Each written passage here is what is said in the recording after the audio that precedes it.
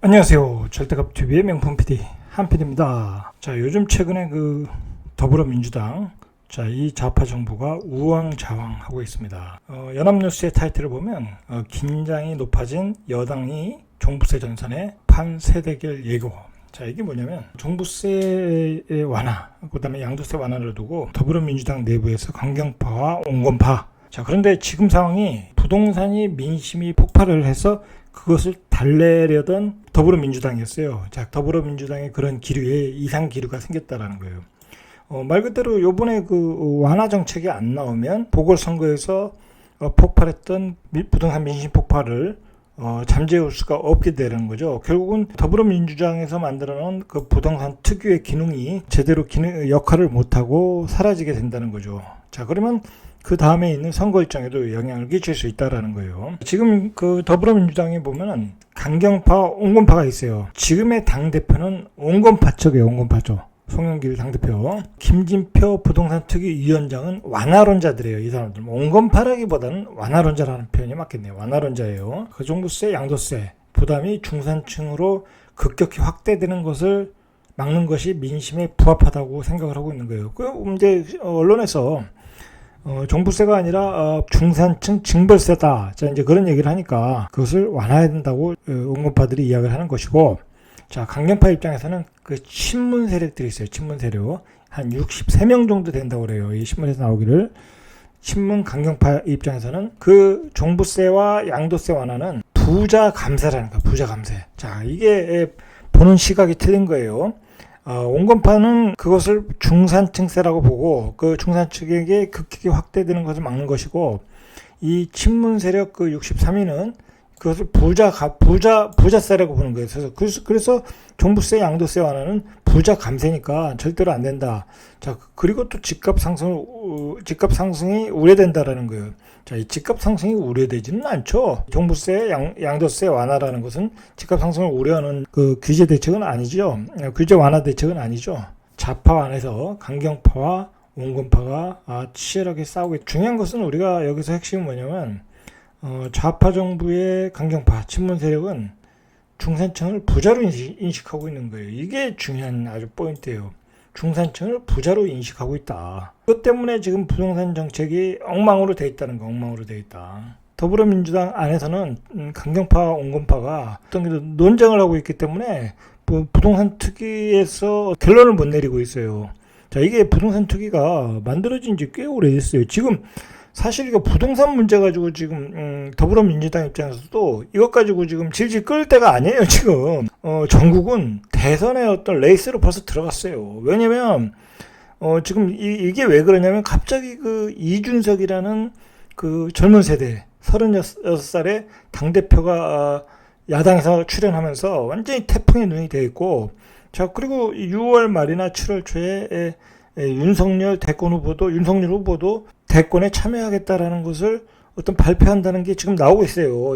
그런 이야기들이 나오고 있단 말이에요.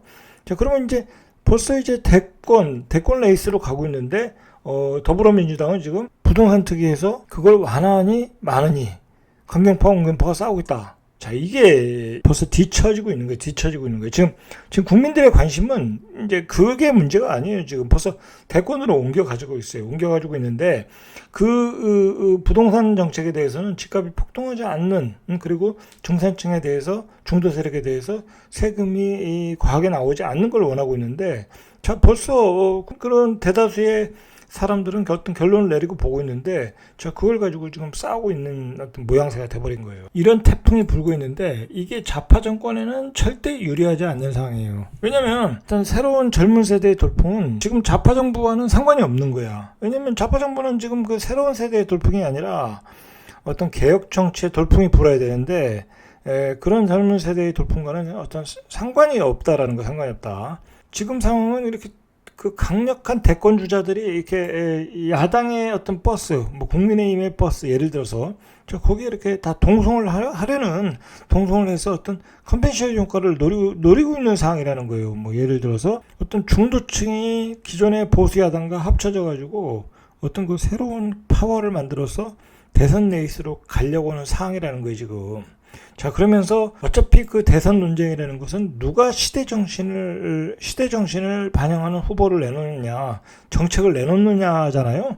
어떤 선거를 좌우하는 핵심층, 어떤 일종의 캐스팅 보드를 누가 잡느냐. 자, 이제 그게 중도층인데, 자, 이러한 시대의 어떤 분위기에 좌파 정권은 지금 그 구 프레임, 그러니까 부동산의 구 프레임에 갇혀가지고, 그걸 또 정치적 프레임에 갇혀져서 부자 감세를 이야기하고 있다는 거야. 이게 부자 감세냐 아니냐, 그 얘기를 하고 있다는 거야.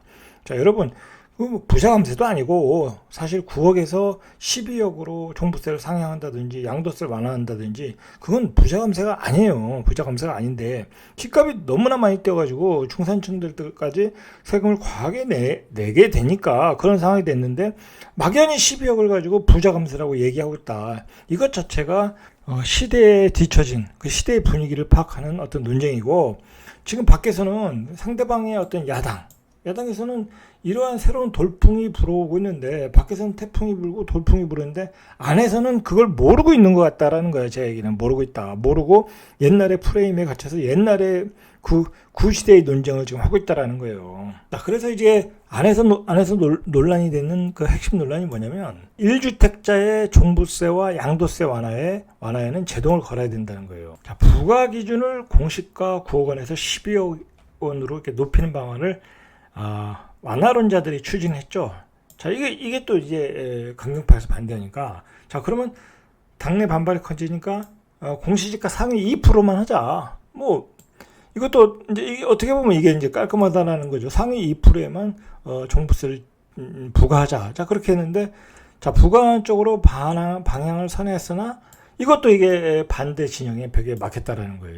이게 이제 완화론자들이 상위 2%만 얘기했는데 이것도 강경파들이 반대를 했다는 거예요. 이것까지는 안 된다는 거예요. 자, 그래서 1가구 1주택의 양도세 비과세 기준액도 9억에서 12억 원으로 상향하는 조정 역시 다 반대를 했다. 다 반대했다는 거예요, 강경파들이.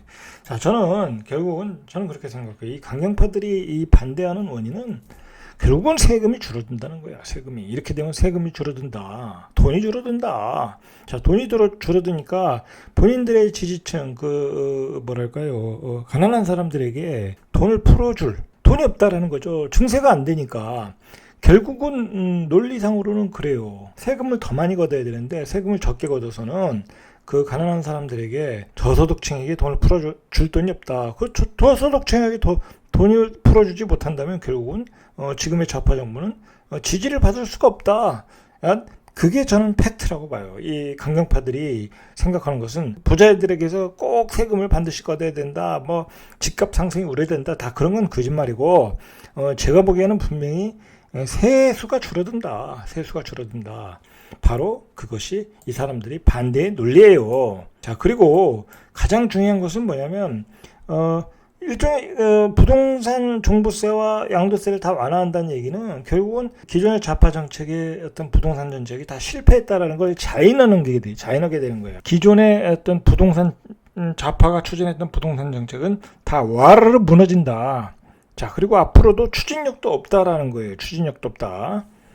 자, 그러니까 이것도 이게 완화론자와 강경파 사이에는 두 방향으로 가는 것 같아요. 강경파 입장에서는 이러한 세금 구조를 계속 강화해서 세금 폭탄을 때려서, 자, 그걸 가지고 어떤 집값을 잡자. 자, 그런 기조가 그대로 가고 있고, 완화론자의 송영길 같은 사람들은 말 그대로 이 양반이 계속 얘기하는 건 상상 초월하는 공급 물량을 때리겠다. 그래서 또 나온 게 이상한 누구나 집 아니겠습니까? 그 이상한 말도 안 되는 그 공장지대에 집을 지어가지고 뭐 세입자들에게 차익을 또 주고 뭐 어떤 제가 보기엔 말이 안 되는 것 같고, 어떤 완화론자들 입장에서는 그거예요. 바로 그 공급 물량을 때려서 집값을 잡자. 차라리 완화론자들이 맞아요. 그 방법론에는 분명히 문제가 있지만은 공급 물량을 때리자. 자, 이제 그렇게 방향을 잡고 있는데 지금 강경파들이 계속 브레이크를 걸고 있는 거예요.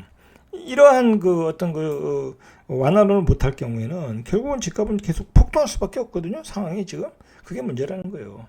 자, 어쨌든 그리고 이것을 다 포기했을 때는 완화론 양도세와 종부세에 대한 기존의 정책을 다 포기한다는 것은 부동산을 통한 개혁 정치가 다 날아가는 거예요. 사실 기본적인 측면에서는 그 좌파 정부가 기대한 부동산 방향에서의 개혁이에요. 어떤 집값의 상승, 자산의 상승으로 인한 불로소득을 차단하겠다라는 게 어떤 좌파 정부의 입장인데, 그게 하나도 안 이루어졌잖아요. 하나도 안 이루어졌단 말이에요. 그게 이루어져야 이 사람들이 원하는 어떤 그 사회의 어떤 그 시스템이 만들어지는 거예요. 사회 시스템.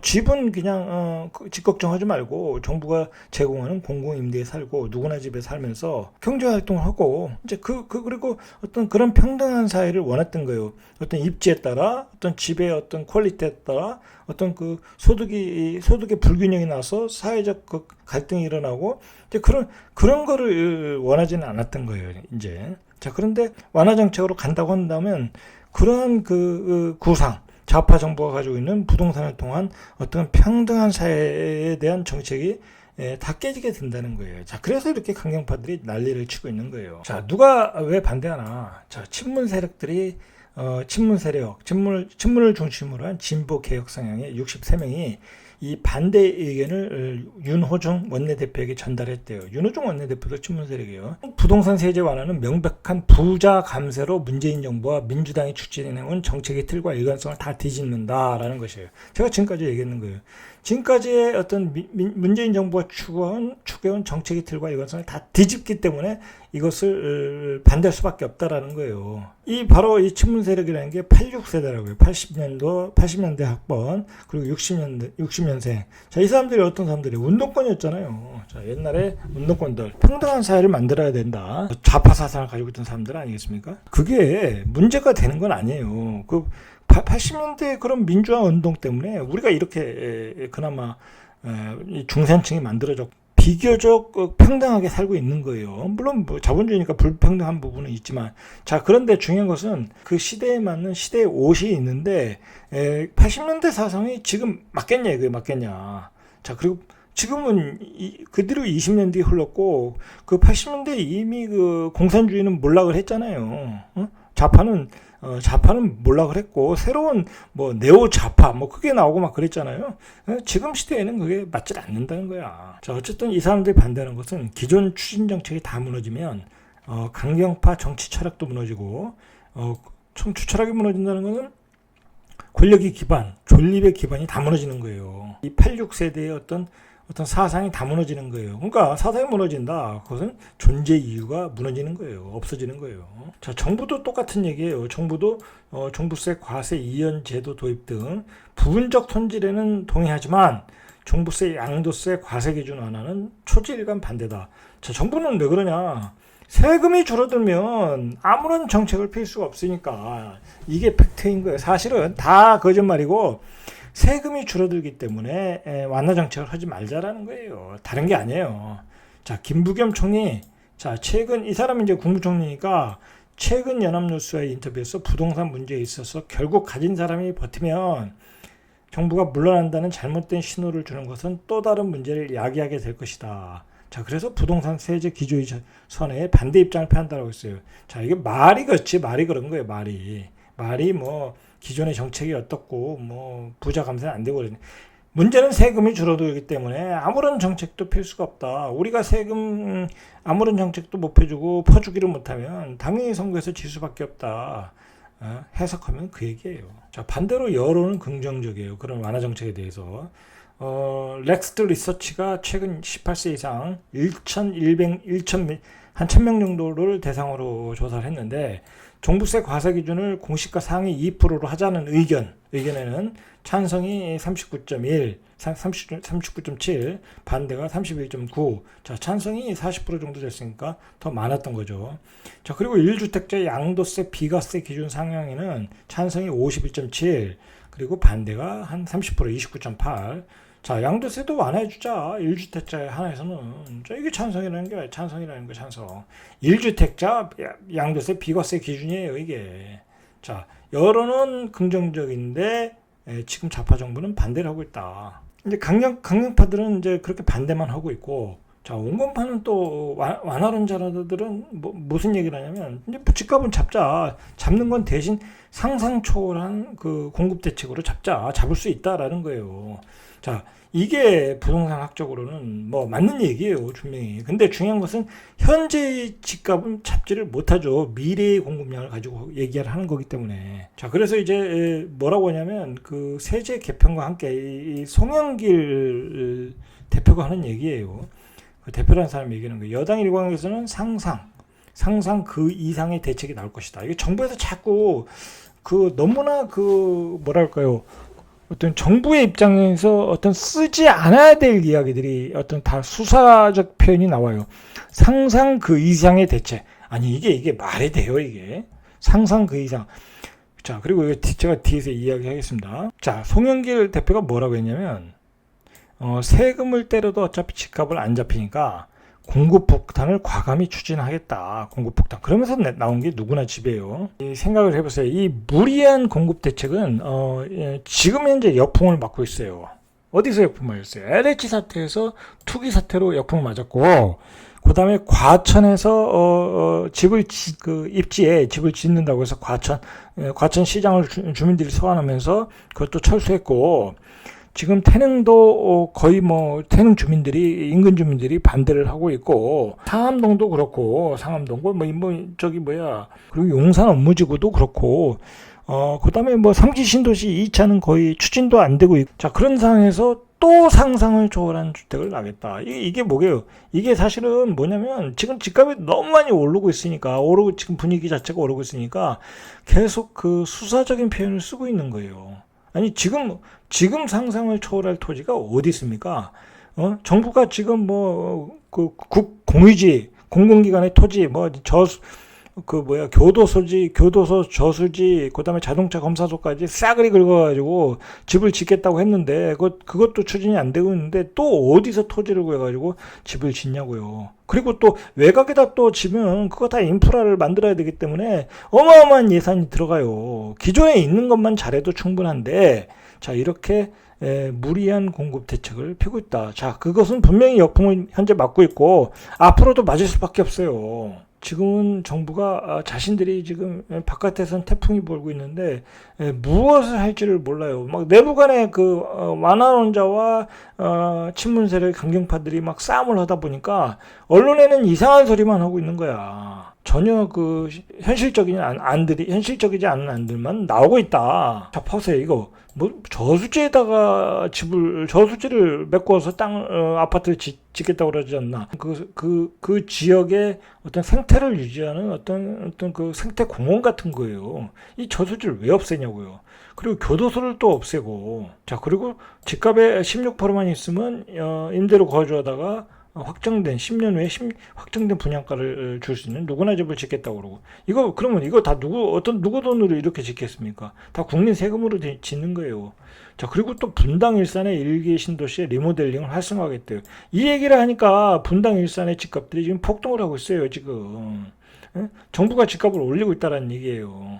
자, 그리고 이 무리한 정책이 자꾸 나오는 게 기존에 어떤 구도심에서 마찰이 있어서 공급량을 늘리지 못하니까 계속 상기 신도시의 용적률을 상향을 닭장 아파트를 짓겠다라는 거예요. 닭장 아파트를. 이게 문제. 그냥 공급량을 맞추려고 계속 용적률을 상향을 하고 있다 이거예요. 그게 미래의 공급량을 현재 지금 잘 맞추는 게 뭐가 중요하냐고요. 미래는 미래에 다시 계산을 하면 되는데. 그리고 또 이런 얘기도 나오고 있어요. 충격적이었는데 이 얘기 듣고, 그동안 금기시되었던 그린벨트 해제와 한강변 개발을 하겠다. 그리고 통념을 벗어난 파괴적인 서울과 수도권 추가 공급 대책이 나올 가능성도 있을 것으로 예고하고 있다. 이런 신문 기사가 나오고 있어요. 아니, 서울이라는 도시는 완전히 서울 수도권은 대한민국의 인구가 이게 몇 천만이에요. 이게 거의 2분의 1이 살고 있잖아요. 자, 거기는 너무 많이 살다 보니까 그 주변의 생태계가 다 깨졌어요. 그러니까 기존에 있는 그린벨트는 보존을 하고 더 확대를 해도 시원찮은 판인데 그걸 해제하겠다?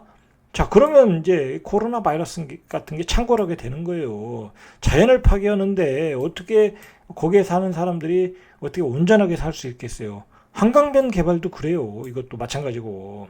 자, 이렇게 자연 파괴까지 앞서가겠다. 이 통념을 벗어나서. 이게 뭐예요? 결국은 정권을 지키기 위해서 모든 걸 다 원칙을 다 깨겠다라는 거 아니에요? 참 이런 뉴스 보면 너무나 참혹하다. 참 분노하지 않을 수밖에 없어요. 이렇게 많이 신도시를 준비해놨어요. 이렇게 많이 준비했는데 뭘 또 만들겠다고 그래요. 2030년도 가면 이제 인구도 줄어드는 시대로 가고 어떤 수축 사회로 가고 있는데 왜 또 이만큼 준비를 했는데 또 많이 하겠다는 거예요. 3기 신도시 뭐 다 포함해서 180만 가구 만들겠다고 그러고 역세권 고밀도 700% 용적률 적용해서 탁장 아파트 다 만들겠다고 지금 준비하고 있고 서울시에 있는 모든 유유부지를 모조리 개발하겠다고 그러고 그리고 후손에게 물려줄 용산 미니 신도시를 또 개발하겠다고 그러고 그것도 모자라서 저수지, 교정시설, 그린벨트까지 다 해제겠다고 그러고. 이거 수도권은 이제 포화예요, 수도권은.